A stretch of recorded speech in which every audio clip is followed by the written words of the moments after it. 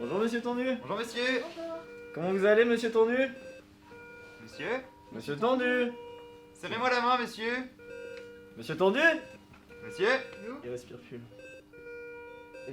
Bon, je vais faire un Je arrêt. m'appelle Aria. Oui, Aria. Oui, c'est bien l'animateur de garde. Oui, c'est bien moi. Oui, je suis aide-soignante dans le service de maladies infectieuses. On est dans la chambre de Monsieur Tondu, chambre 108. Il vient de faire un arrêt cardio-respiratoire. Bienvenue au centre de simulation Allsims du CHU d'Angers et de l'Université d'Angers. Le centre de simulation, c'est un lieu pédagogique qui est destiné donc à la pratique de la simulation en santé. La simulation en santé, c'est un ensemble de techniques pédagogiques qu'on va utiliser pour recréer des situations de soins, sans risque pour le malade, puisqu'en fait, les situations de soins se feront sans patient. Le patient pourra, en fonction des situations, être une portion de mannequin, un mannequin connecté.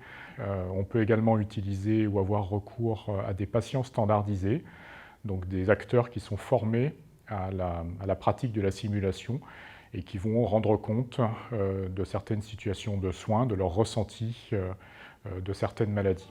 Il respire plus, là j'ai mes deux collègues infirmiers qui sont en train de le masser. Vous amenez le chariot d'urgence et j'envoie une équipe immédiatement pour venir en appui.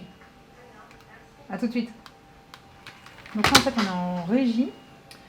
Dans cette régie, on va pouvoir commander le mannequin à distance, envoyer le scope sur la surveillance du patient, donc directement dans la salle où vont se trouver les apprenants, ce qui permet de rendre la scène beaucoup plus réaliste pour les apprenants puisqu'ils ont accès directement aux bonnes données patients.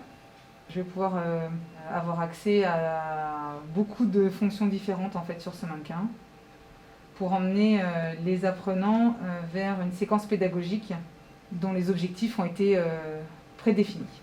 Le centre de simulation Allsims est également équipé d'une table d'anatomie de la marque Anatomage qui comprend au sein de ce gros ordinateur plusieurs corps humains des deux sexes numérisés qu'on peut étudier sur le plan anatomique dans les différents plans de l'espace. Donc on va voir le cœur. Donc vous avez ici le cœur. On peut le visualiser en 3D. L'intérêt, c'est également que l'on peut nommer chaque partie. Donc ici, la crosse aortique descendante, la crosse aortique, et on peut du coup également se déplacer dans le cœur. Et donc là, on va pouvoir, grâce à ces 3 lignes, en fait, savoir où on se situe et voir en gros plan sur la deuxième partie. Et là, on peut se déplacer.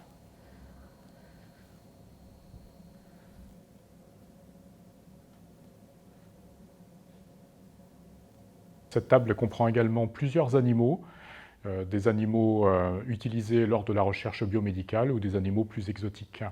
Notre objectif à moyen terme, il est d'avoir recours à cette table pour les étudiants en biologie, de manière à développer l'apprentissage de l'anatomie en utilisant la table, mais également d'utiliser l'outil pour le design de protocoles d'investigation biologique.